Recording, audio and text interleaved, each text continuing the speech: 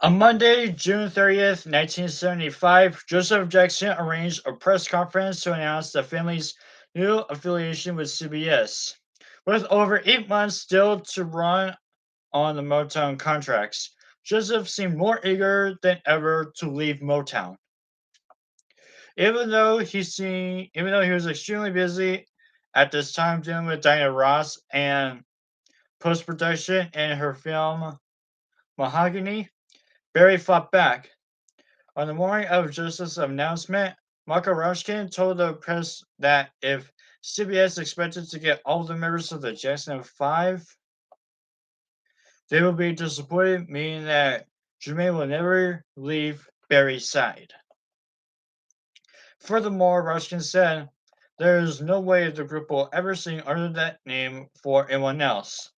They'll never get all 5 members of the group, and they won't be getting the Jackson 5.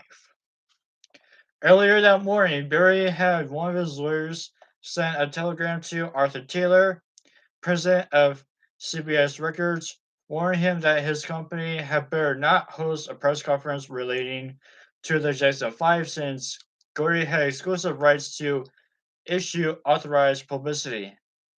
When Barry learned that Taylor planned to ignore the warning, he sent him another telegram warning him that he better not refer to the group as the Jackson 5 in the media summit since Motown owned exclusive rights to that name. The press conference took place at the Rainbow Grill atop Rockefeller Center in Manhattan. As a room full of reporters and photographers recorded the event, 11 members of the Jackson 5 family were suddenly ushered into the room single file by a CBS publicist. There were no smiles. H. Jackson took his seat in the dais where 10 high-backed black chairs were arranged behind a long, narrow table. All of the family members, with Jermaine conspicuously absent, put forth a united front to announce the group's signing with CBS effective March 10th, 1976, the day their Motown contracts expire.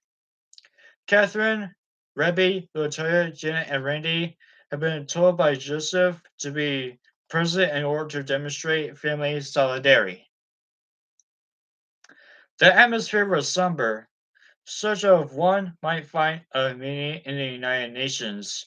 Joseph staged right at the end of the dais, and a dark pinstripe suit announced that the Jacksons had signed with CBS Records. Then he turned the floor over to members of the family. Jack explained that the group, referred to that afternoon as the Jackson family, was signing with Columbia because Columbia is an album selling company and albums that what really makes you known. When asked if the group had tried to renegotiate with Motown, he answered, yes, but the figures, they was just Mickey Mouse. Michael, in a black velvet jacket and matching vest, didn't have much to say. I think the promotion will probably be stronger, he observed meekly.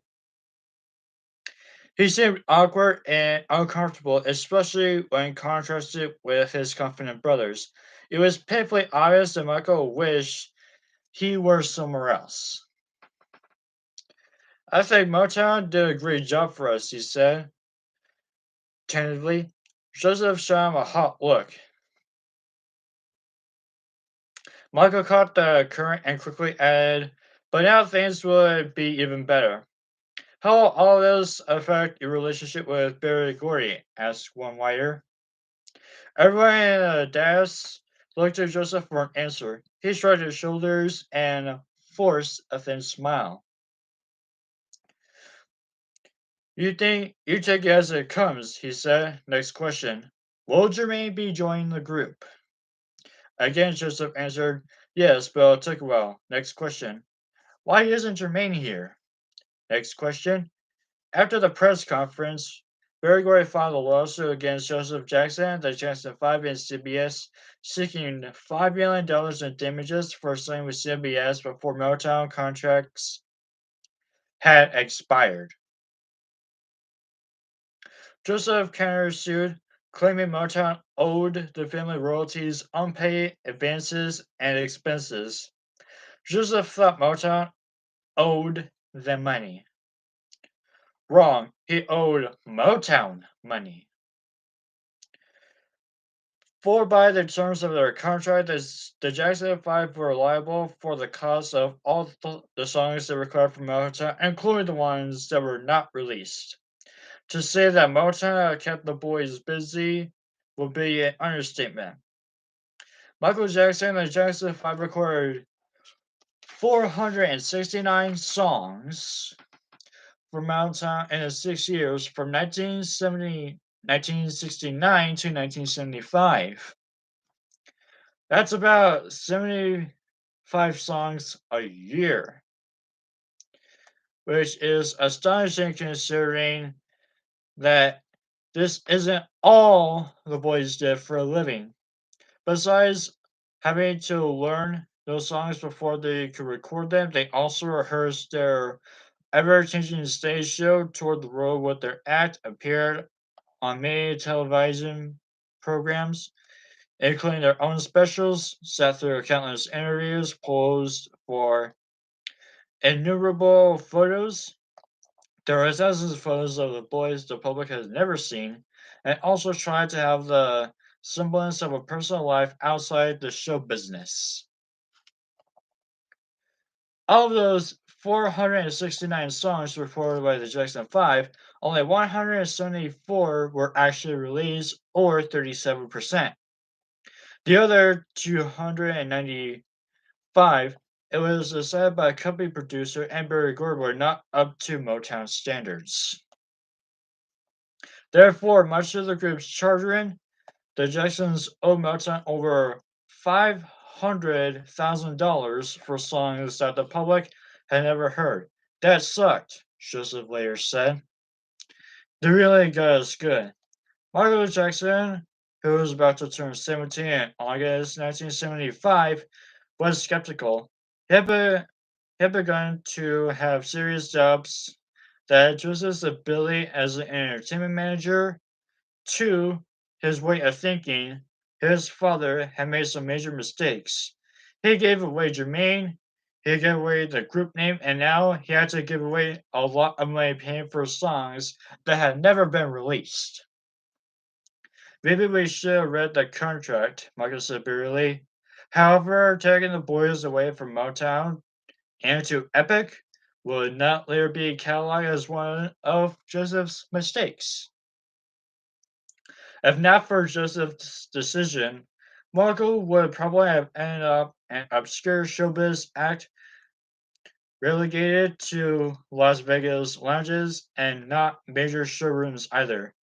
There is little doubt in the minds of those music historians that were after movie violation.